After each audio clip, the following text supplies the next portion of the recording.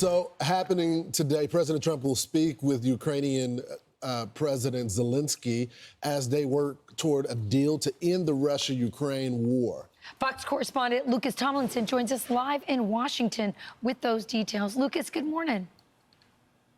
Good morning, Rachel. Yesterday in Beijing marked the first time that Russian President Vladimir Putin met with the leaders of China and North Korea. The first time they were all in place at the same time. And this was President Trump's message to Vladimir Putin when asked yesterday at the White House. I have no message to President Putin. He knows where I stand, and he'll make a decision one way or the other. Whatever his decision is, we'll either be happy about it or unhappy. And if we're unhappy about it, you'll see things happen. Now, yesterday's China showcased new nuclear weapons in a large military parade, including its new intercontinental ballistic missile dubbed the DF-61.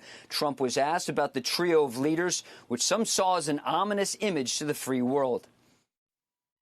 My relationship with all of them is very good. We're going to find out how good it is over the next week or two. I watched the speech last night. President Xi's a friend of mine.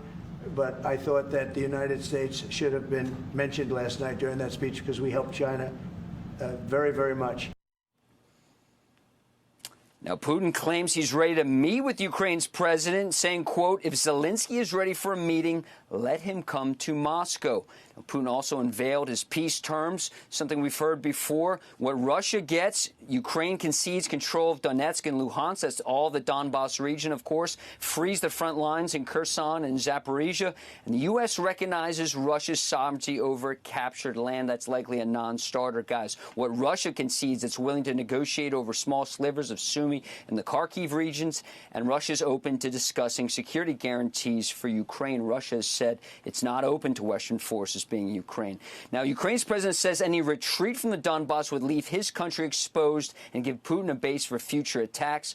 As you mentioned off the top, Lawrence, Zelensky and other European leaders are meeting in Paris today, led by the leaders of Britain and France. And President Trump's special envoy, Steve Witkoff, is also in attendance in Paris today. Yes. So, Lucas, we know he offered, hey, I'll meet with Zelensky, just have him come to Moscow.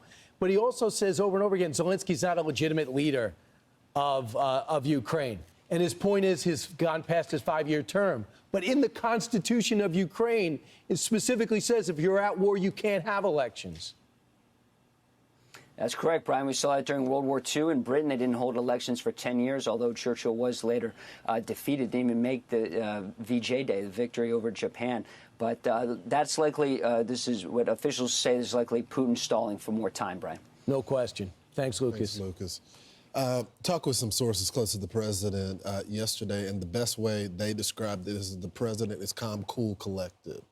That he realizes the games that they're playing right there. That's why he released that statement saying, good luck conspiring against the United States. He knows exactly what's going to happen. Now, he wanted to give peace a shot, and he wants to want peace. But the economic pressure that these countries are experiencing right now is only going to increase if they continue to plot against the United States in its interests. Yeah, I definitely think the president wants peace, and he's going to continue to move in that direction. But I also think that President Trump realizes that the real enemy is China. That's his focus. And I think the conversations with Putin that he had in Alaska were not just about Ukraine. I believe they also have to do with the Western Hemisphere. President Trump wants China out of the Western Hemisphere, and he wants Russia to not interfere on behalf of Nicolas Maduro in the case of Venezuela. So I think this is a big dynamic game of chess that's being played right now. I thought it was really interesting, this hot mic that was caught. Putin and Xi were caught on this hot mic. They were talking about immorality, but they were also talking about something else, which is very immoral. Listen. In the past, people rarely lived longer than 70 years, but today they say at 70 you are still a child. Biotechnology is continuously developing. Human organs can be continuously transplanted. The longer you live, the younger you become, and even achieve immortality. Some predict that in this century, humans may live up to 150 years old. Couple of things. Weirdos. Yeah, 100%. Total weirdos. And there's an organ problem in where they're stealing organs from prisoners and from the Uyghurs. This is this is not like science fiction. This is stuff that Xi is being accused of in real time. I'm pretty sure President Xi and Putin aren't going to go on an organ donor list and wait for their name to be called. So there's some 22-year-old there about to give up his liver. So we'll see how that goes. But the bigger story is this. They wanted us to see that the world could exist no longer as America's the premier power. They want you to see that North Korea, that mutant. They want you to see that Belarus, who's a sycophant who basically signed over his whole country because he lost an election over to Russia. They want you to see Russia and China. Every day they describe how close they are. I'm surprised they don't eventually make out on camera, and we'll see if they eventually team up. But here's the bigger story. I love the president's cool, calm reaction to what's going on. Oh, they wanted me to watch. I watched. Yeah. I watched everything. I noticed you talked about World War II, but nice if you gave the U.S. some credit. He's right. Because if you see what they did, they actually talked about China winning World War II and didn't even talk about our role in beating Japan. So the president really is into America's tradition, America's success, doesn't like that. What he's trying to say is, I know you're tough guys. You know, we got it. I tried to give you respect. That's right. I gave you respect for 4 years, and I gave you respect for 4 years and 8 months. Time to show it now, because I'm going to come down hard if you don't take the off-ramp, Vladimir Putin, that I gave you.